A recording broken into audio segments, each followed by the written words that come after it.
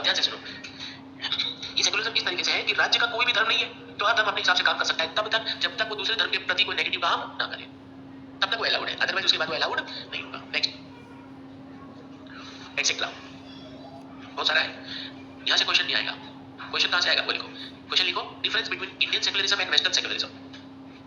Difference between Indian secularism and western secularism, भारतीय धर्मनिरपेक्षवाद एवं पश्चिमी धर्मनिरपेक्षवाद में अंतर।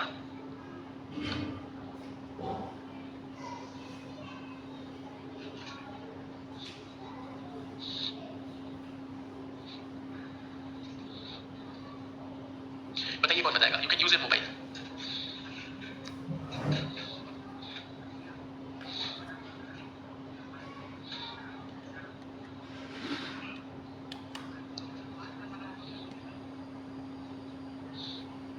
बोलने का बहुत सारा बच्चा लोग बोलता नहीं बोलने से ना गला खराब हो जाता है ना।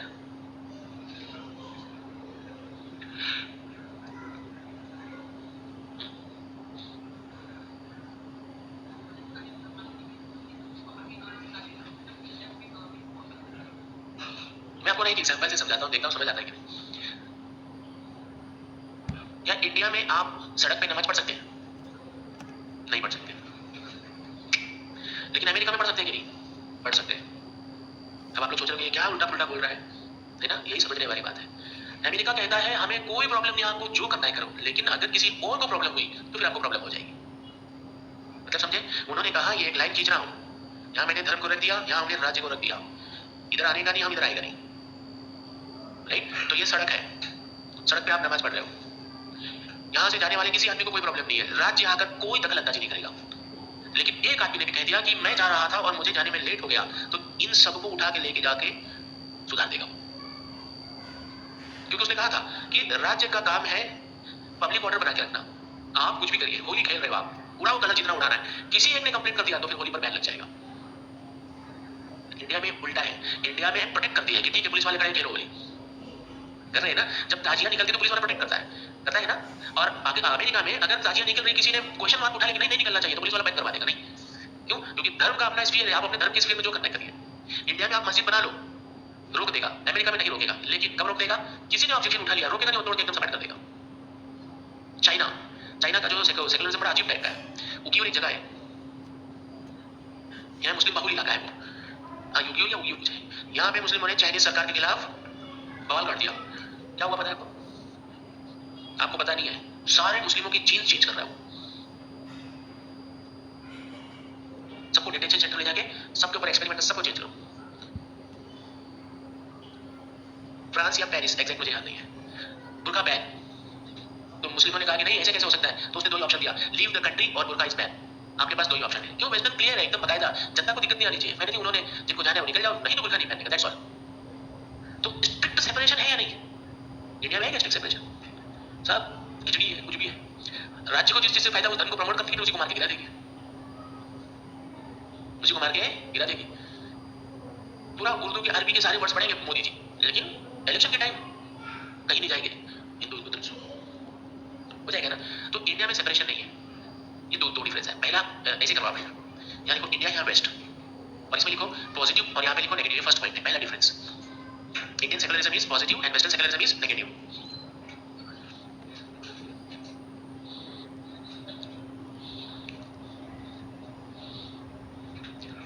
ठीक है, दूसरा पॉइंट वेस्टर्न में लिखो, पहले वेस्टर्न में लिखना है, दूसरा पॉइंट वेस्टर्न में, पश्चिमी में लिखना है। मैं फिर से कह रहा हूँ, वेस्टर्न पश्चिमी में लिखना है। देखिए पॉजिटिव और नेगेटिव। दूसरा है western secularism follows the philosophy that state and religion have their own sphere। पश्चिमी धर्मनिरपेक्षवाद इस बात की ओर इशारा करता है कि धर्म और राज्य दोनों के अपने अपने स्थान है, धर्म और राज्य दोनों के अपने अपने स्थान है, इस बात की ओर इशारा करता है कि धर्म और राज्य। ठीक है, अब इंडिया में लिखो, there is neither in law nor in practice any wall of separation. There is neither in law nor in practice any wall of separation. Bharat में ना ही कानूनी तौर पर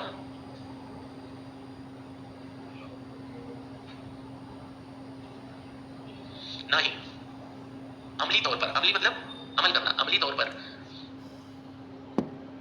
दृश्य अंतर है। तो यह इंडिया में कॉन्स्टिट्यूशन में भी लिखा है और अलग से भी लिखा है, तो रियलिटी कुछ और है, उसका उल्टा है। वेस्टर्न का क्या है? उल्टा। बस इतना आपको छोटा सा बात ध्यान रखना है कि इंडिया याद कर लो, वेस्टर्न भूल जाओ, वेस्टर्न याद कर लो, इंडिया भूल जाओ। तो इंडिया में इक्वालिटी बिफोर लॉ क्या कहता है कि राज्य सभी धर्मों का संरक्षण करेगा, किसी के साथ भेदभाव नहीं करेगा। और वेस्टर्न उल्टा हो जाएगा, वो क्या बोलेगा? हमको मालूम ही नहीं तुम्हारा धर्म क्या है, तुम्हारा धर्म क्या है तुम अपना देखो, जाओ भागो यहाँ से, हमारे पास धर्म के लिए आने का नहीं। इंडिया वाला कहेगा कि जाओ हज कराओ, वेस्टर्न वाला क्या कहेगा? हज करने का तो कमाओ और जाओ। उसके लिए गवर्नमेंट क्या करेगा? उसके लिए गवर्नमेंट क्या करेगा? बोलेगा यार हम गरीब है तो अमीर बनो, उसमें राज्य हेल्प करता है। और इंडिया में आप गरीब हो अमीर हो, आपको सरकार से हेल्प चाहिए हज करने के लिए, आपको दे देगा। तो सेपरेशन नहीं है, एक तरफ हज करने के लिए पैसा दे रहा है, दूसरी तरफ कहता है कि भारत में धार्मिक राज्य का हस्तक्षेप नहीं, तो दोनों बड़ी बातें हो जाती है। और एक ही नहीं होगी। तीसरा point, in western secularism state do not provide financial help. पश्चिमी धर्मनिरपेक्षवाद में राज्य वित्तीय सहायता प्रदान नहीं करता। यहां उल्टा लिख लो, भारत में वित्तीय सहायता प्रदान करता है, जैसे मदरसा। आपको पता होगा ना कि इंडिया में मदरसों के जो मौलवी होते हैं, इन लोगों की सैलरी गवर्नमेंट की तरफ से जाती है। जामा मस्जिद का जो बागी है उसकी सैलरी कौन देता है? Government of Delhi. हाँ मस्जिद है, लेकिन वो धर्म विशेष को दे रहा है कि नहीं? वहां पे कोई भी इस टाइप का कॉन्सेप्ट नहीं है। अगर अजान देने वाला आपको रखना है तो जो लोग रख रहे हैं वो लोग सैलरी देंगे। जैसे हिंदू है, किसी को पुजारी को रख दिया तो पुजारी की रहने खाने का बंदोबस्त कौन करेगा? जो रख रहा है उसको। और इंडिया में क्या होगा? गवर्नमेंट उसको प्रोवाइड कर देगा। तीसरा,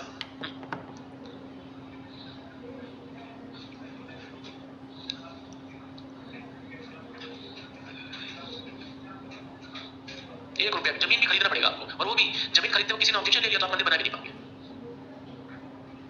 बिल्कुल भाई, तभी तो वो डेवलप्ड है। वो इंसानों के लिए जी रहे हैं, हम यहाँ हिंदुओं के लिए जी रहे हैं, क्रिश्चियन के लिए जी रहे हैं, मुसलमानों के लिए जी रहे हैं। वो किसके लिए जी रहे हैं? अपने लिए जी रहे हैं। जिस दिन हम सीख लिए अपने लिए जीना, लड़ाई खत्म। अगर हर लड़का इस क्लास का अपनी तैयारी पर ध्यान दे तो ये जो रोड पे आवारागर्दी होती है वो होगी। इसका मतलब आप अपना काम नहीं कर रहे। आप लोगों को जानकारी नहीं है, 31 जो नाइट होती है ना, मुखर्जी नगर में ब्लैकआउट कर दी जाती है। कारण दंगा, एक लड़की का कपड़ा फाड़ दिया था दारू पी के रोड पे पुलिस स्टेशन के सामने। तब से 29-30 को ही सारे हॉस्टल में नोटिस आ जाता है कि हॉस्टल बंद करो, 31 मनाने नहीं देते इधर। क्या नहीं, यहाँ की बात मुखर्जी नगर का। तो कुछ छोटी घटनाओं ने प्रॉब्लम क्रिएट किया। तो ऐसे बहुत सारे इंसिडेंट्स होते हैं। जैसे आप लोग, हम लोग किसी को भी गाली देते हैं, प्रधानमंत्री को, राष्ट्रपति को, अमेरिका में दे दो, चाइना में देख लिखा एक बार, जब आप किसी से टाई लगा देगा कभी लपड़ाई नहीं जमा तुम्हारा। नॉर्थ कोरिया में मन में गाली दे तो आपका दिल ही निकाल लेगा, वो उसको पता चलेगा कि मन में गाली दिया है ना। तो बड़ा खतरनाक राज्य है। तो हमारे यहाँ रिलैक्सेशन मिला तो हम लोग उसका गलत फायदा उठा रहे हैं। उठाते कि नहीं?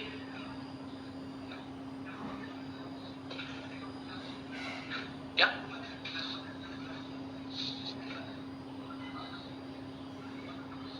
राज्य का मतलब दोनों ही राज्य हो सकते हैं, स्टेट का अपना स्फीयर है। भाई उत्तर प्रदेश सरकार नहीं तो राज्य ने तो जमीन दी मस्जिद बनाने के लिए राम जन्मभूमि में, यूपी ने दिया है ना उसको 6 एकड़। आपने इनका वर्ड सुना है ओवैसी का और सुब्रमण्यम स्वामी का। तो सुब्रमण्यम स्वामी ने एक बहुत अच्छी बात बोली कि भाई ओवैसी ने बोला कि आप मंदिर कहीं भी बनवा लो, हम जमीन दे देते हैं, अपनी मस्जिद क्यों तोड़ रहे हो आप? अब दोनों पढ़े लिखे हैं, लेकिन सुब्रमण्यम स्वामी थोड़ा भारी पड़ जाता है, लॉयर नहीं है वो, लेकिन वो लॉयर है, ओवैसी लॉयर है, ये लॉयर नहीं है। उन्होंने क्या कहा कि हम मंदिर में ही पूजा करते हैं, लेकिन तुम नमाज रोड पे भी पढ़ सकते हो, इसलिए तुम कहीं और बना लो, हम जमीन दे देंगे। वो भी लॉजिकल था। जब आप रोड पे नमाज पढ़ सकते हैं तो कहीं भी पढ़ सकते हैं, तो जरूरी है कि यही पढ़े आप। इतना तार्किक है आंसर, है या नहीं? यही दोनों लोग अमेरिका में होते तो अब ये दोनों कहाँ पाए जाते? जेल में पाए जाते। दोनों का तर्क वितर्क जो है ना, डिटेंशन सेंटर में वो शॉक लगा के निकाल देते, जितना इंटेलेक्चुअल बन रहे हैं, तभी वो डेवलपमेंट हो रहा है। ठंडा लग रहा है? खाओ पियो भाई, तुम्हारा उम्र भी नहीं है, तुम अभी तो घूमो ठीक ठाक, और एनसीईआरटी पढ़ो पहले, है ना? जानते हो आप खास बच्चे हो इस क्लास के, जानते हो क्यों? ये सब मिसाइल है, आप यूरेनियम 238 हो, क्योंकि आप जो है वो ग्रेजुएशन के ठीक 1 साल बाद सिलेक्शन दे सकते हो। ये ग्रेजुएशन कर चुके हैं, उसका 3 साल एक्स्ट्रा लगा है। तो हम लोग आप जैसे बच्चों पे ज्यादा फोकस करते हैं, क्यों? क्योंकि आप हो सकता है रिकॉर्ड बना दो यंगेस्ट आईएएस ऑफिसर का, बट उसके लिए है ना, अभी पंखा चल रहा है तुम हिल रही हो मैं उदाहरण दे रहा था, खाओ पियो। चलो आगे चले बच्चों। इन वेस्टर्न स्टेट, अच्छा फाइनेंशियल सपोर्ट वाला हो गया था ना। देखिए western countries does not intervene in religion does not intervene in religion until it does not crosses the line of law.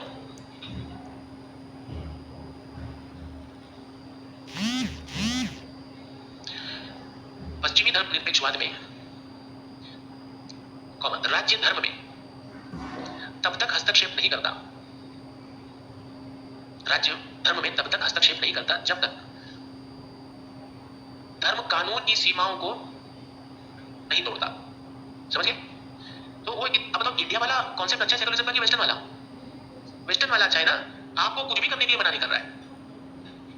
यहाँ तो स्टेट स्पॉन्सर्ड टेररिज्म है, स्टेट स्पॉन्सर्ड नक्सलिज्म है ना, स्टेट स्पॉन्सर्ड रीजनलिज्म है, कम्युनलिज्म है, लेकिन ये सब वहां होगा क्या? वहां के राष्ट्रपति से एक आदमी रोड पे खड़ा करके पूछ लेता है, डांट देता है। आप राष्ट्रपति के 3 किलोमीटर दूर तक राष्ट्रपति दिखता भी नहीं है आपको कि राष्ट्रपति ऐसा कोई चल रहा हो, ये राष्ट्रपति जो घोड़े बीच में चल रहा है ना, वो यहाँ प्रधानमंत्री को आप देखने को तरस जाते हैं। वहां प्रधानमंत्री को कहीं मिल गया उसको बुला लेता, देखिए सिग्नल खराब है, तेरे वजह से दिक्कत हुआ, प्रधानमंत्री जवाब देना भारी पड़ जाता है। और यहाँ पे आप बुला लो प्रधानमंत्री, देखो सिग्नल खराब है, मेरा यही काम है, भैया तो किसका काम है? तेरा काम नहीं है, पब्लिक का काम नहीं है, तो फिर हमने तेरे को क्यों चुना है? तू नौकर है, हम नौकर है तेरे। जब पुलिस वाला कहता है कि मेरा काम है, तो किसका काम है भाई? ये किसका काम है? आप ही का तो काम है ना। क्यों देश को आगे बढ़ाने का आपने बीड़ा उठा रखा था, बढ़ाओ आगे, सिग्नल ठीक करो इधर बैठ के। तब तक और ज्यादा टीम है कि तो कोई गोली मार देगा आपको कि प्रधानमंत्री को जाकर खतरा देखते ही 2 लोगों को गोली मारी गई और वहां पे गोली मार दिया तो पुलिस वाला भी जेल में, प्रधानमंत्री भी जेल में। क्यों? आपने गोली कैसे मार दी प्रश्न पूछने पर। यहाँ दुनिया भर के प्रोटोकॉल है, प्रधानमंत्री का 3 घेरा बना दिया गया है, उस घेरे में कोई घुस नहीं सकता है।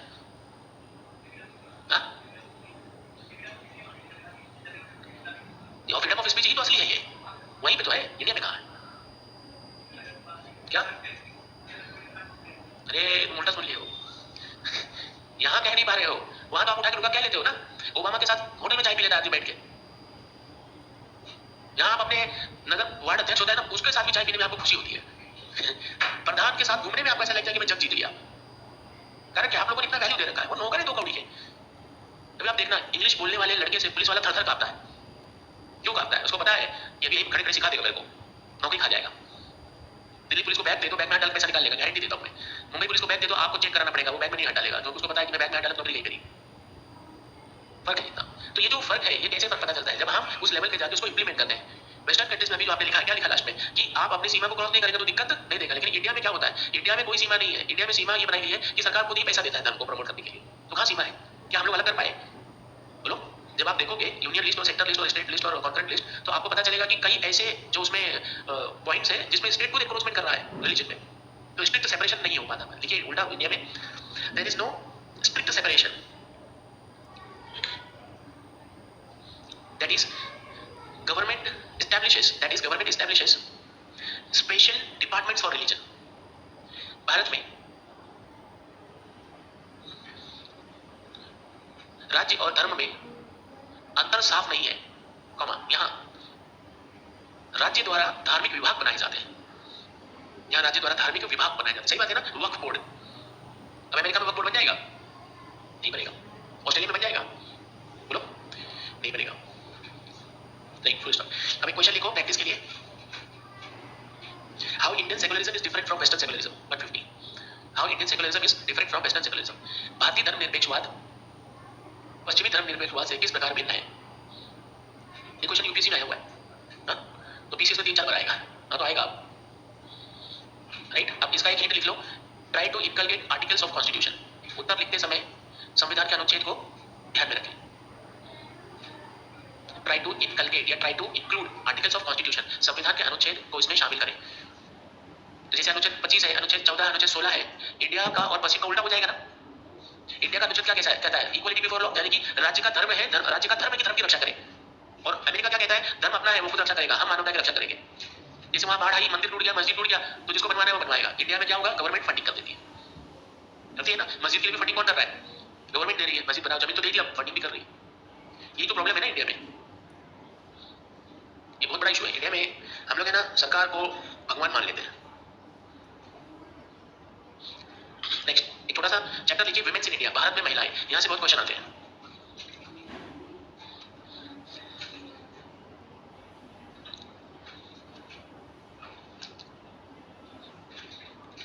अच्छा बताओ भारत में महिलाओं की क्या स्थिति है? बताओ भाई महिलाओं, क्या नाम है आपका? बोलो बच्चा, आपकी क्या कंडीशन है इंडिया में? कैसा लगता है आपको? मैं सेफ हूँ, अनसेफ हूँ, डर लगता है, पढ़ने नहीं मिलता है, ज्यादा नहीं मिलता है, कम मिलता है, खाना नहीं मिलता है, आजादी नहीं है, पूरी आजादी नहीं है। क्यों नहीं है? जैसे किस बात का क्वेश्चन? यहाँ नहीं जाना है, वहां नहीं जाना। आप बताओ भाई, आपकी क्या हालत है इंडिया में? आजादी नहीं है, किस बात की? अच्छा, मतलब आप किससे शादी करना चाहते हैं ये आपके पिताजी डिसाइड करेंगे, तो ये पिता सदात्मक है। और क्या है? इसी को तो पिता सदात्मक कहते हैं। आप क्या पहनेंगी ये आपके पिताजी डिसाइड करेंगे, यानी कि पुरुष डिसाइड करेगा। ठीक है। और अच्छा, लेकिन मुताबिक है मतलब अभी भी कोई अच्छी नहीं हुई है। अब देखो पहनने वाली बात में देखो, फ्रीडम। अब आप कहना क्या चाहती है? जैसे उदाहरण के तौर पे, ध्यान से सुनो, यही सब हमको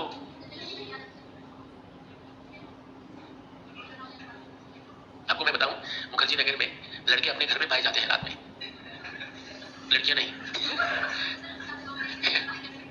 ये बात सच है या नहीं? तब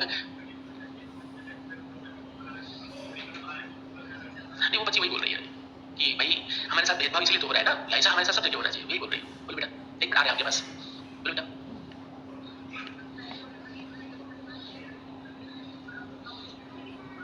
ऐसा क्यों हुआ? आपको क्यों जाने नहीं दिया जाता था?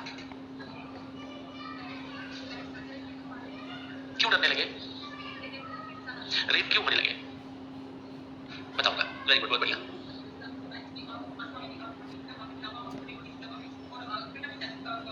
ऐसा क्यों है? प्रश्न ये ऐसा क्यों है?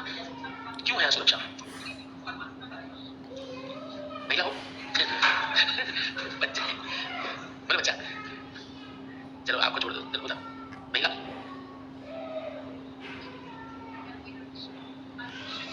अनसेफ है। क्यों है अनसेफ? सब पढ़ी लिखी है।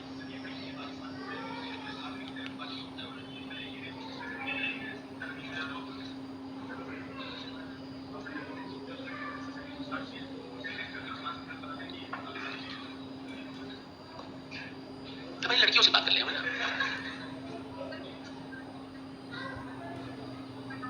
इस क्लास में जितनी भी विवाहित लड़कियां हैं, आप तो पितृ सत्तात्मक बात करो ही मत। यहाँ तो आ ही नहीं पाती आप। हाँ, बाकी आप बोलिए।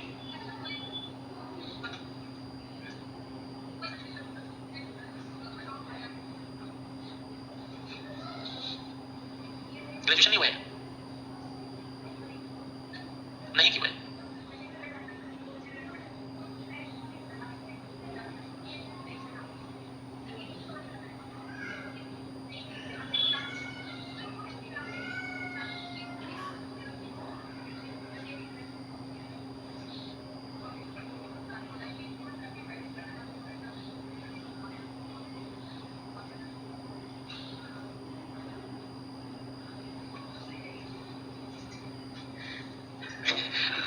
मतलब बनाना पड़े इससे पहले भागो।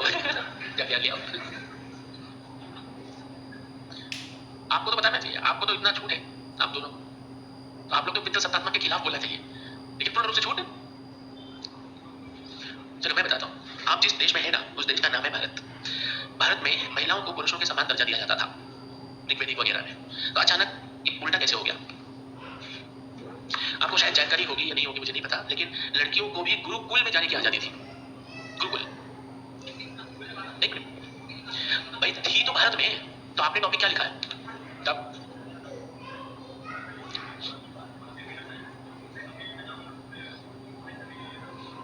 हाँ, वेरी गुड। तो जो भारत में बदलाव आया है ना महिलाओं की परिस्थिति को लेकर, ये इन्वेडर्स की वजह से आया। स्पेशली इस्लाम ने जब इन्वेड किया तो महिलाओं की परिस्थिति थोड़ी सी खराब हुई। इस्लाम इन्वेडर्स के बाद इंडिया में इतना वैल्यू गिरा, क्योंकि उसके बाद क्या हुआ कि हम इनको घर में रखना चालू किए। चाइल्ड मैरिज इंडिया में नहीं था। स्वयंवर आपने नाम सुना होगा, इससे ज्यादा क्या छूट चाहिए आपको भाई? स्वयंवर, वर कौन होता है? लड़की या लड़का होता है? लड़का। आपको अपना पति चुनने का अधिकार है, अब क्या चाहिए? लेकिन वो अधिकार धीरे धीरे खत्म हो गए। क्यों खत्म हुए? इन्वेडर्स की वजह से। क्योंकि अब हमें असुरक्षा महसूस होने लगी। तो हमने क्या किया, देखा कि भाई कमजोर कौन है, तो सबसे सॉफ्ट टारगेट कौन होता है? लड़कियां। तो पहले के जो मुस्लिम इन्वेडर्स थे ना, वो थोड़े बहुत शालीन भी थे। वो क्या करते थे, लड़कियों को उठाते थे, लेकिन शादीशुदा लड़कियों को नहीं उठाते थे, जिस कारण चाइल्ड मैरिज शुरू हो गया। जिस कारण क्या हुआ? Child marriage. अदरवाइज इंडिया में चाइल्ड मैरिज भी नहीं था। आप बताओ, कभी ऋग्वेदिक पीरियड में, उत्तर वैदिक में कभी आपने सुना हो कोई इंसिडेंट? रेयरेस्ट ऑफ रेयर होगा ना, तो रेयरेस्ट ऑफ रेयर यानी कि एक्सेप्शन है, एक्सेप्शन यानी अपवाद है, तो आप जनरलाइज नहीं कर सकते। लेकिन करंट इंडिया में आज भी चाइल्ड मैरिज होता है। धड़ल्ले से होता है, डीएम के नाक के नीचे होता है। डीएम की औकात नहीं कुछ कर ले राजस्थान में। पूरा समाज बंदूक लेके खड़ा होकर शादी कराता है, होता है ना चाइल्ड मैरिज। इवन कभी कभी तो ऐसा लगता है कि स्टेट स्पॉन्सर्ड है ये। और एक खास बात, आप जरा देखिए चाइल्ड मैरिज हो कहाँ कहाँ रहा है, जहाँ जहाँ तक मुगल्स का इन्वेजन बहुत ज्यादा था, पंजाब हरियाणा, आप देखना यहीं पर आपको सेक्स रेशियो भी यहीं पर कम मिलेगा, और यहीं पर लड़कियों को दूध में डुबाकर मारने की प्रथा भी शुरू हुई, जिसको हम आज इन्फेंटिसाइड, फीमेल इन्फेंटिसाइड, या अब तो फेटिसाइड होने लग गया, गर्भ में ही मारते रहे। आप सोचिए कि इंडिया में फीमेल को जो आप लोग बोल रहे हो ना कि आजादी नहीं है, आजादी थी, आजादी छीन गई, अब उस स्टेटस को लाया जा रहा है वापस। क्यों? क्योंकि आपने रजिया सुल्तान जैसी लड़की का नाम सुना होगा, वो भी एक लड़की थी जिसने पूरे के पूरे इस्लामिक सिस्टम को क्वेश्चन मार्क खड़ा कर दिया। उसने कहा भाई मैं क्यों नहीं बन सकती, बनी कि नहीं बनी। तो ऐसे इतिहास में रहे कि लड़कियां पावरफुल है, दे आर टैलेंटेड, लक्ष्मीबाई जैसी थी, जिसके बारे में कहा गया किसी अंग्रेज ने कि इतने में एक ही पुरुष मुझे नजर आया। तो ऐसे इतिहास में रहे कि लड़कियां पावरफुल है, दे आर टैलेंटेड, लक्ष्मीबाई जैसी थी, जिसके बारे में कहा गया किसी अंग्रेज ने कि इतने में एक ही पुरुष मुझे नजर आया। कुछ लिखा ऐसा पुरुष, मैं मतलब उनके सम्मान में कुछ ऐसी बोला ना। हाँ, यूग्रोज ने क्या बोला था कि नहीं, एक ही पुरुष ऐसा शब्द है, एक ही पुरुष है जो कि शेर की तरह लड़ी है, ऐसा कुछ है, कुछ वर्ड्स किसके बारे में कहा है, लड़के के बारे में कहा है, लड़की के बारे में, लड़की के बारे में कहा। तो लड़कियों का इंडिया में इतिहास बहुत बड़ा रहा है, चाहे वो रजिया सुल्तान रही हो, चाहे वो लक्ष्मी बाई रही हो, चाहे वो अम्बेडकर जी की वाइफ रही हो। ये जो मैत्री है, गार्गी है, गार्गी कॉलेज में टीयू में, तो ये सब कौन है, ये सब लड़कियां ही है, इनके कॉन्ट्रीब्यूशन है। अब मामला यहाँ तक आया, इंडिया में सती प्रथा थी या नहीं थी, पहले बताओ। नहीं थी, नहीं थी। ऋग्वेद में पुनर्विवाह का ऑप्शन था। तो ये क्यों आया? इन्वेजन के बाद, क्योंकि पति प्रोटेक्टर होता था, अगर आपका रक्षा करने वाला व्यक्ति नहीं है तो उसको बोला गया आप उसी के साथ लग जाओ, उसको जला दिया जाता था। लेकिन आज स्टेट है आपकी प्रोटेक्शन के लिए, इसलिए सती प्रथा खत्म हो गई। आप सोचो अगर अंग्रेज नहीं आए होते तो क्या कभी हम डेवलप हो पाते? नहीं हो पाते। जिस घर में पति और पत्नी, जैसे आप सब किसी न किसी की पत्नियां बनोगी ना, बनना, क्योंकि जिंदगी जो है ना एक उम्र तक अकेले कटती है, उसके बाद आपको साथी का जरूरत पड़ता है और बेटे बेटी का जरूरत पड़ता है। जब आपके हाथ पैर काम करना बंद कर देते हैं ना, तब आपको साथी की जरूरत याद आती है। आपका हस्बैंड हो सकता है, आपका बेटा हो सकता है, आपका बेटी हो सकती है, लेकिन लोग आपका साथ कब देंगे? जब होंगे ना। जैसे कभी कभी कुछ लड़कियां होती हैं, कुछ लड़के होते हैं, नहीं सर मैं शादी नहीं करूंगी, नहीं ज्यादा हीरोइन नहीं बनने का है ना, समाज के साथ चाहिए। नहीं, क्या बताया था मैं, सती, सती प्रथा का। तो आज सती प्रथा को हमने क्या किया, बैन किया। फिर मैं बताया था जिस घर में लड़कियां पढ़ी लिखी है, हस्बैंड वाइफ दोनों पढ़े लिखे हैं, हस्बैंड 100 रुपया, वाइफ 100 रुपया, तो घर में इनकम क्या हो गई? डबल। जब इनकम डबल होगी तो ग्रोथ क्या होगा? डबल। आज हमारे माँ बाप जो है वो क्यों नहीं आगे बढ़ पाए ज्यादा? क्योंकि कमाता अकेला था और सबकी इच्छाओं की पूर्ति करता था। आज वाइफ अपनी इच्छा को पूर्ति कर लेती है, कमा रही है, जाती है साड़ी खरीद लाती है, जाती है कान का खरीद लाती है, चेन खरीद लाती है, जाती है। अब जिसका शादी हो गया है और जिसका वाइफ कमाती नहीं है, तो किस पर डिपेंडेंट है? वो पैरासाइट है यानी परजीवी है कि नहीं? हस्बैंड उनके पास जाएगी, मुझे साड़ी चाहिए, मुझे सोना चाहिए, मुझे चांदी चाहिए, मुझे मंगलसूत्र नया दिलवा दो, मुझे कंगन दिलवा दो, अंगूठी दिलवा दो। तो पैरासाइट है, तो वो अकेला हस्बैंड क्या करेगा? तब तक बच्चा हो जाता है, बच्चा बोलता है पापा बैग दिलवा दो, पेंसिल दिलवा दो, रबड़ दिलवा दो। नहीं, आज जैसे मेरी वाइफ है, इधर उधर घूमती रहती है, कभी इधर कभी उधर, हवा हवाई फायर, कभी घूमने नहीं जाता मैडम के साथ, बच्चा संभालना पड़ता है। अरे तो कितना भी समझाओ तो लड़की लोग को चप्पल पहनते ना, लकड़ी वाला फिसलता है जो, एक बार पहाड़ से फिसल गई वो, तो मैं बोला थोड़ा और फिसल जाती है उसको चोट लग गई, चप्पल भी मुझे उठाना पड़ा, चप्पल बच्चा सब उठाओ, तो अपना घूम घूम सेल्फी ले रही है। होता है ऐसा? बोलो, तो वो परजीवी है ना। अगर मैं उसको पैसा नहीं दूंगा घूम पाएगी वो? नहीं, लेकिन वो अपने पैसे से घूमती है, उसका बाप पैसे वाला है ये काल्पनिक कहानियां हैं, एक उदाहरण है, राइट? तो वो उस हिसाब से, तो वो लोग इंडिपेंडेंट है, क्यों है इस हिसाब से कर रहे हैं वो लोग। आज आप सारी बच्चियां इस क्लास की, आप आई विश सारे बच्चे सब सेलेक्ट हो जाए, तो आप लोग सेलेक्ट हो जाओगे, तो क्या आप अपने समाज के लिए एक आइकॉन बनोगे कि नहीं? जौनपुर का कोई गांव है, कहा जाता है कि वहां के सभी घर में एक आईएएस माधोपट्टी, शायद आईएएस पीसीएस ऐसे कुछ है, तो क्या बाहर से आईएएस बनने के बाद वहां जाकर बसे हैं या किसी दिन एक बना होगा इसका देख कर बने? यही है जिस वजह से यूपीएससी बार बार लड़कियों को टॉप करा रहे पिछले 6-7 साल से। मैंने क्या बोला, सुना है ना, करा रहा है ताकि लड़कियों को प्रमोट किया जाए, और ये रियलिटी में भी बदला है। पहले मैं जब कोचिंग करता था उस समय लड़का लड़की का रेशियो ये था 10:90, मैं 10 लड़कियों का रेशियो बता रहा हूँ। आज किसी क्लास में तो 60:40 है, 60 लड़की है और 40 लड़का है, तो ये जरूरी है ना। लेकिन ये कंडीशन तब आई ना जब इनका बैकग्राउंड देखा गया कि बहुत ही प्रताड़ित हुई है, राइट। इसके अंदर आज यहाँ तक आने में किसका किसका योगदान रहा? एक ज्योतिबा फुले, नाम सुना है आपने? इन्होंने शिक्षा को लेकर महिलाओं की आगे आए थे। दूसरे हैं ईश्वर चंद्र विद्यासागर, नहीं वो दूसरे थे, वो महादेव एमजी राव, उनका भी नाम फुले ही था। ज्योतिबा फुले के हस्बैंड का नाम भी कोई फुले ही था, राइट। ईश्वर चंद्र विद्यासागर, इन्होंने किस लिए किया था? Widow remarriage. MG Ranade, education, Rajaram Mohan Roy, sati प्रथा, ऐसे लोगों ने एकदम निरंतरता से काम किया, तब जाकर आज इस क्लास में आ गए। नहीं तो आज भी आप इस क्लास में नहीं होते, झाड़ू मार रहे होते, गोबर उठा रहे होते, है ना। फिर आपका बाप आता बोलता कल जरा शादी है, लड़का कौन है, शादी करना देख लेना, है ना। और आज कैसा होता है, आपके पिताजी आपको बोलते हैं ना, बेटा ये देखो ये लड़का है, देख लो, तुम्हें पसंद है कि नहीं, तो फोटो दिखा देते, अब देखते हो ठीक है काला है। अभी तुम्हें क्या बताऊं मैं, इतना वीडियो वायरल होता है फिर भी तुम काला बोल रहे हो।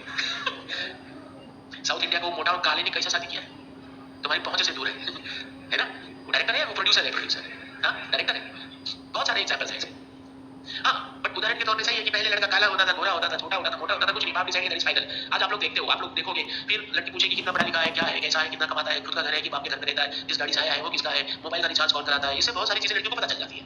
दारू पीता है कि नहीं पीता है, वो कहता है ओकेजनली पी लेता हूँ, तो लड़की समझ जाती है कि बेवड़ा ही है। ओकेजनली क्या होता है, ओकेजनली कुछ होता है, नहीं पीने वाला आदमी कभी नहीं पीता, ओकेजनली वाला कभी भी पी सकता है, डेली ओकेजन हो जाए। डेली अगर बर्थडे पार्टी हो गई 10 दिन तो ओकेजन ही ओकेजन है, फिर तो अक्टूबर नवंबर में तो डेली पी के आएगा कि ओकेजन चल रहा है, शादी पार्टी चल रहा है, तो ओकेजनली तो आज पता चल जाता है। पहले क्या हुआ, शादी कर दिया। एक उदाहरण देता हूँ, एक शादी में हम लोग गए, तो मेरा दोस्त फारूक नाम है उसका, फारूक, उसकी दूसरी शादी थी, तो हम लोग स्टेज पे बैठे थे, तो वो बोलता है भाई अभी थोड़ा भी ना शादी मांगे, एक क्वार्टर और बंदोबस्त करना, 2 क्वार्टर मारे हो, तो शादी है उसका, वो दारू पी के, हाँ कुबूले कुबूले कुबूले, बताओ मतलब फर्स्ट नाइट में भी वो दारू पी के गया था। कैन यू इमेजिन, अगर लड़की को ये बात पहले पता चल जाए तो उस लड़की की जिंदगी बच सकती थी कि नहीं, एंड फॉर राइट इन्फॉर्मेशन उसका दूसरा तलाक हो गया। ये मुंबई की बात है। तो ओकेजनली ऐसी कोई चीज नहीं होती, जो पीता है उससे शादी नहीं करने का। हाँ लड़की भी पीती हो, वो भी बोलेगी ना नहीं मैं पीती नहीं हूँ, जिन कभी कभी पी लेती हूँ, वोडका पी लेती हूँ, नहीं करने का, शादी बेवड़ी है वो, क्योंकि उसको मौका मिलेगा तो दिन भर जिन भूत पिशाच सब पी जाएगी वो। रियलिटी है ना, क्योंकि अप्लाई दोनों पर सेम होता है, हम किसी खाली लड़के पर जनरलाइज नहीं कर सकते कि बेवड़ा है। बस हाँ लड़कियां लिमिट में रहती हैं कि वो घर तक पहुंच जाए, लड़का पीता नाले में नजर आता है, लड़की को पता है भैया मुझे वापस भी जाना है और मेरे साथ गलत भी हो सकता है। लड़के के साथ क्या गलत होगा, ज्यादा उसका घड़ी कपड़ा छीन लेगा, पैसा छीन लेगा। हमारे यहाँ ये है ना कि लड़की की ही इज्जत लुटती है, सबसे दुख की बात तो यही है। जबकि जिस लड़के ने ऐसा किया है उसके साथ भी तो उसका फोटो करना चाहिए ना ऐसा, और उसके माँ बाप को फोटो इज्जत लुटती है, सबसे दुख की बात तो यही है। जबकि जिस लड़के ने ऐसा किया है उसके साथ भी तो उसका फोटो करना चाहिए ना ऐसा, और उसके माँ बाप को फोटो लगाना, ये नहीं कि बच्चे हैं, कैसे माँ बाप है, तो जब समाज में लड़कों का भी नाम खराब हो तो लड़का भी 500 बार सोचेगा। क्या इंडिया में कभी फोर्स मैरिज भी हुआ करता था? अगर हम एक भारत की देखें तो एक भारत में हमें नजर आया था कि इंडिया के अंदर स्वयंवर है तो फोर्स मैरिज खत्म, राइट। लेकिन बाद में हमने देखा कि जब इन्वेंटर्स आने चालू हो गए तो फोर्स मैरिजेस होने चालू, जैसे अकबर की जो शादी थी फोर्स मैरिज थी, जितनी भी शादियां थी फोर्स मैरिज था या नहीं, या तो अपना राजपाट बचा लो या तो शादी कर लो। क्या इंडिया में देवदासी प्रथा थी? देवदासी क्या होता है, जो मंदिर वगैरह में है, जो पूजा पाठ करते हैं तो मंदिर में साफ सफाई, देवी देवता का स्थान को साफ करना, उनकी चुनरी वगैरह धोना, मतलब देवता के लिए वो दासी का काम करते थे, उनको हम देवदासी बोलते थे। आज ये प्रथा खत्म हुई है नहीं हुई है, पूरी रूप से तो नहीं हुई है बट हाँ लगभग हो चुकी है। क्या इंडिया में डाउरी भी आप लोगों को प्रॉब्लम क्रिएट करती है? कितना दहेज दिया, फ्री में हो गया शादी, सही है, खुशी से ही तो दहेज दिया जाता है।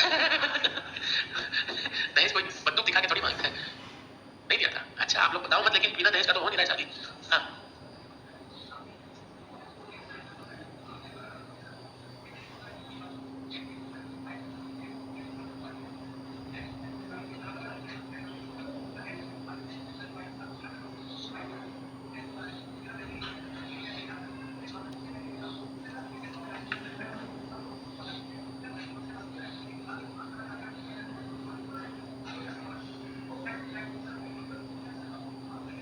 आप ये कंपनसेशन किसके लिए कह रहे हैं, लड़के के लिए लड़की के लिए, किसके लिए, क्यों, किसकी, नहीं बात सुनो।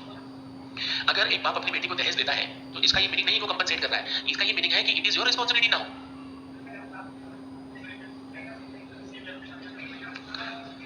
बताता हूँ, ये जो होता है ना, ये हमेशा अपनी बेटी को अपने से बड़े घर में देना चाहता है। सुनो क्यों, ताकि इसे कोई दुख ना हो। अगर ये भिखारी है, मान लो आप भिखारी हो, हाँ तो आप अपनी बेटी का शादी भिखारी करोगे?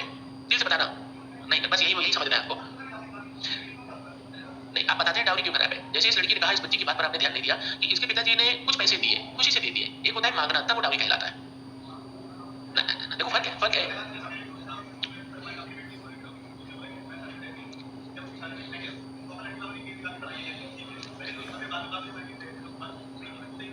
बिल्कुल बताता हूँ, वो गिफ्ट ही है, वो दहेज नहीं है। क्यों? क्योंकि यदि दहेज दिया जाता है तो वो लड़के को मिलता है, यानी कि उसके परिवार को। ध्यान से सुनना आप, आजकल जो भी कुछ मिल रहा है लड़की के नाम पे आ रहा है, चाहे कार भी आ रही है ना तो लड़की के नाम पे आ, तो दहेज किस तरीके से हुआ, कहाँ दहेज हुआ? लेकिन अगर लड़का कहता है कि हमें कार चाहिए, ये दहेज है, अब देने वाला दे ना दे, जैसे वो आपके, मैंने अभी आपको बोला, सुनो शांति सुनो, मैंने अभी आपको बोला कि बेटा आप अपनी बेटी की शादी, आप भिखारी हैं, अपनी बेटी की शादी क्या आप किसी भिखारी से करेंगे? तो आपने कहा नहीं। तो सामने वाले को पता चला कि आपकी बेटी की शादी है और आप अपनी बेटी की शादी में एक कार देने वाले हैं, तो क्या सोचेगा, यहाँ मैं करने को रेडी हूँ लेकिन मुझे 2 कार चाहिए, तो आप 2 कार देंगे? तो उसने मांगा और आपने हाँ बोल दिया, तो आपको देना पड़ेगा, तब वो दहेज है, तब दोनों ही गुनहगार हैं। लेकिन गिफ्ट को हम दहेज में काउंट नहीं कर सकते, क्योंकि हर बाप अपनी बेटी की नई जिंदगी के लिए ना सारी चीजें देता है जो एक परिवार को जरूरत होती है। कल के दिन अगर लड़की की एंट्री मारते परिवार में झगड़ा हो गया तो बेटी कहाँ जमीन पे सोएगी क्या?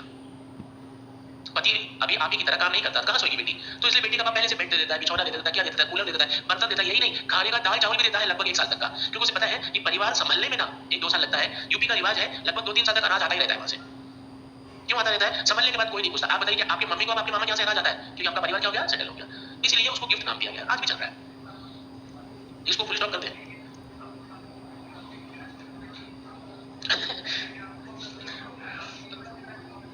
कोई नहीं, परेशान मत हो, आएगा समय आएगा। पॉलीगमी इंडिया में फीमेल के लिए अच्छी बात है, खराब बात है? खराब बात है। फिटिसाइड, फीमेल फिटिसाइड, अच्छी बात है, खराब बात है? तो ये जो चीजें हैं ना, इसी को लेकर इंडिया में प्रॉब्लम्स और इसी पर कुछ क्वेश्चंस बनते हैं। तो पहले आप इसको एक हिसाब से लिखिए। लिखिए, सिंस टाइम इमेमोरियल, ऐसे लिखते हैं, since time immemorial women in India have enjoyed high status. Since time immemorial, women have enjoyed high status. प्राचीन समय से भारत में महिलाओं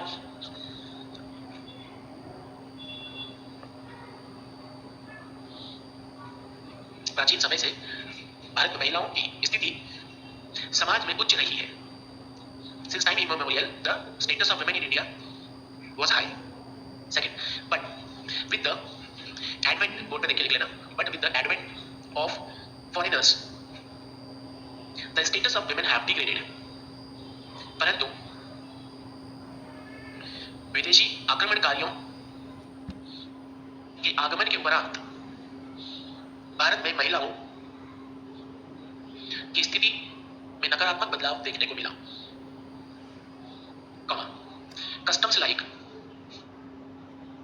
Customs like sati, child marriage, polygamy have added to the degradation. कुप्रथाएं जैसे कि सती, बाल विवाह, बहुपत्नी विवाह इत्यादि ने महिलाओं की स्थिति को और गिराया।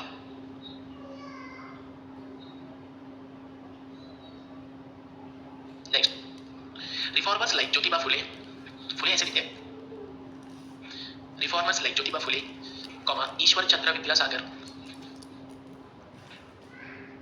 MG. Ranade, Raja Ram Mohan Roy, etcetera have tirelessly, board में लिखा है spelling, tirelessly have improved the status of women. समाज सुधारक जैसे कि ज्योतिबा फुले, ईश्वर चंद्र विद्यासागर, एम.जी. रानाडे, राजा राम मोहन रॉय इत्यादि ने अथक प्रयासों से भारत में महिलाओं की परिस्थिति में बदलाव लाया।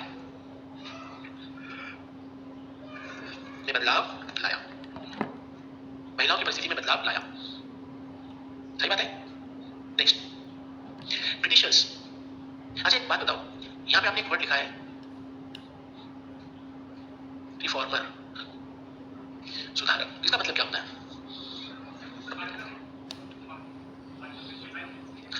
इसका मतलब जो बताएगा ना वही समझ पाएगा, क्योंकि ये तो व्यक्ति है। रिफॉर्मर मतलब व्यक्ति होता है, रिफॉर्म का मतलब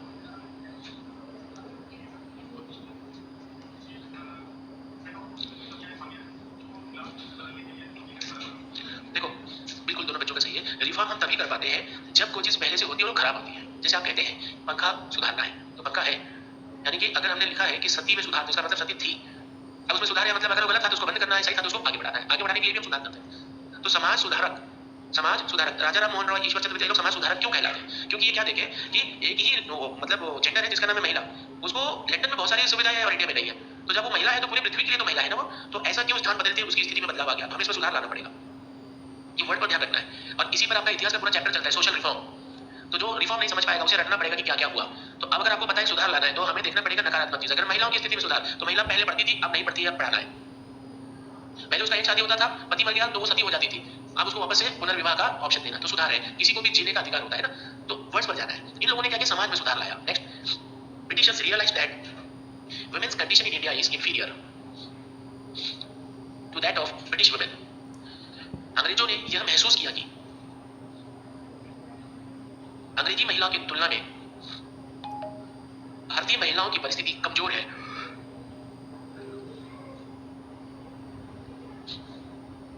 मुख्य रूप से बाल विवाह, जबरन विवाह, सती, देवदासी प्रथा, महिलाओं में निरक्षरता इत्यादि। Specially the practice of child marriage, force marriage, Sati, devadasi, literacy among females.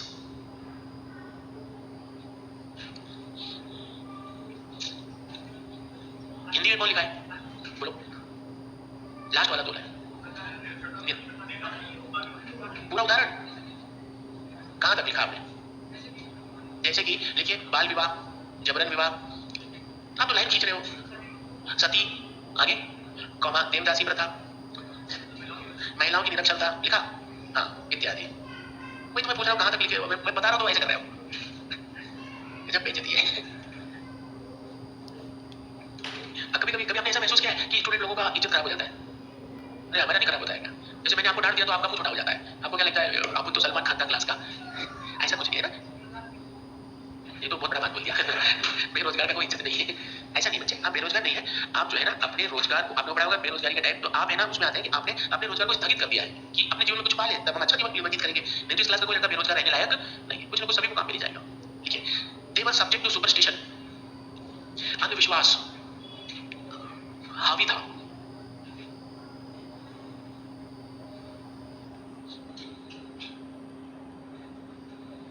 अंधविश्वास क्या था, हावी था, सही बात है। एक मूवी मैंने देखी थी या वेब सीरीज मुझे याद नहीं है, उसमें एक डीएम होती है महिला, डीएम महिला होती है, हाँ क्या ऐसी कुछ है। तो वो जिस गांव में पोस्टेड होती है ना, वहां पे ना अंधविश्वास का खेल चलता होता है, तो किसी का भी मर्डर कर देते हो। तो ये उसको सुधारने लग जाती है, ये उसको सुधारने लगती है। तो वहां के पंडितों के ऊपर चैलेंज आ जाता है, तो वो लोग क्या करते हैं पता है, किसी के ऊपर चुड़ैले बोल देते हैं और उसको ले जाके ऊपर मारने वाले होते हैं। बताओ, आइए उसको ले जाके मारने वाले होते हैं। तब पता चलता है कि सारा जो सिस्टम है ना एक सेट पैटर्न बनाया गया था। तो इंडिया में सुपरस्टिशन है, जैसे एक लड़का है ए और एक लड़की है बी, शादी हुई, नया नया शादी हुआ है, अरे एक्सीडेंट हो गया, लड़का मर गया, तो हमारे दिमाग में क्या आएगा, लड़की खा गई। अरे आप ऐसे भी तो देखो कि लड़की बेचारी विधवा हो गई, लेकिन आप उसके एंगल से सोच ही नहीं रहे, सोच रहे हैं आप। ये सुपरस्टिशन है। लड़की लड़का शादी करके घर में आए, वैसे ही भूकंप आ गया। अब उसके लड़की के आने से भूकंप आया क्या, और आपका घर टूट गया, तो लो भैया घर थोड़ा दिन हो जाएगा उसके, आते ही कर दिया। आप आए और अचानक ही आपकी भैंस मर गई, तो क्या हो गया, अरे यार चुड़ैल खा गई, आधी भैंस खा गई। होता है ना बच्ची, हाँ बच्चा होता है ऐसा। तो ये जो छोटा छोटा चीजें हैं, ये सुपरस्टिशन है, जिसकी वजह से महिलाओं की कंडीशन और खराब हो जाती है। कुछ भी, जैसे मैं, ये मेरा घर है, मैं इस घर से निकलूंगा ना तो मेरे घर में 2 गेट है। वो गांव में घर से बनाए जाते हैं ताकि फीमेल यहाँ से निकल के इधर आके अपना चुगली लगाना चालू करे और ये मेल के आने जाने के लिए होता है। गांव वाले बड़ा सिस्टमेटिक रहते हैं। तो मैं जिस दिन भी गांव से मुंबई या दिल्ली लाता हूँ, तो मेरी माँ क्या करेगी, पूरे गांव का चक्कर काट के आएगी, देखिए कि कहाँ कहाँ कौन विधवा बैठी है, कहाँ क्या है। हाँ, जैसे मेरी चाची है, मेरी मतलब मेरी बड़ी मम्मी, वो विधवा है, तो ये उनका घर है। तो पहले देख कि चाची किधर बैठी है, इधर है, तो मेरी माँ बोलेगी इस दरवाजे से जा, इधर से जाना, और फिर दरवाजे पे वो एक बाल्टी पानी भर के रख देगी, उसमें चावल डालेगी और उसमें सिक्का डालेगी, उसमें उसका तुलसी का पत्ता डालेगी, नहीं दही खिलाएगी तब, और बोलती है कि सोच ले क्या क्या है तेरा, वो लेके जा। क्यों, गेट से बाहर जाने को तो एंट्री नहीं देती, वापस नहीं आने वाले से कहा जाता है कि वापस नहीं आना चाहिए। अगर आप निकल गए ना ट्रैवलिंग के लिए तो पीछे नहीं कदम रखना चाहिए। ठीक है, सुपरस्टिशन है ना। अब पता चला मेरा टिकट ही अंदर है, तब हो सकता है ना, लेकिन सुपरस्टिशन है। मान लो मैं टिकट के अंदर आया, जाने के टाइम कुछ हो गया, तो मेरी माँ क्या बोलेगी, मैं बोली थी कि उसको पीछे बताना, इसी की वजह से। अब ये होना था तो हो गया, वो पॉसिबिलिटी कुछ भी हो सकता है। लेकिन इंडिया में हर काम किस पे जोड़ दिया जाता है, सुपरस्टिशन, मोस्टली महिलाओं पे। अभी आप देखना चाहते हो, देखो क्या नाम है आपका, ममता, आपका क्या नाम है, स्वाति। आप बताओ लड़का और लड़की में कोई अंतर है? नहीं, क्लास खत्म होने वाला है, ऊपर ऑफिस में रख दो, मैं आ रहा हूँ, बताओ नहीं है ना। दिल से बताना, एकदम दिल की बात बताना, लड़का चाहिए या लड़की, पहला दिल से बताना एकदम। आपका दिल में क्या है, लड़का चाहिए लड़की, अपने दिल की बात बताना। आप जो बोले तो सच माना जाएगा, लड़का ही बताएगी वो। ये वही लड़की है जो शादी के बाद अचानक इसकी भावना बदल जाती है। शादी से पहले सारी लड़कियां ना नारी उत्थान की बात करेंगे, और पहली लड़की हो गई ना, देखते क्या बोलेंगे, हाँ देवी तुम्हारा ही जरूरत था, पहले आ गई, मैं कब दिखे झाड़ू मारने के लिए, तो आगे बर्तन धोने के लिए। अब लड़का हो जाएगा तो वारिस आ गया।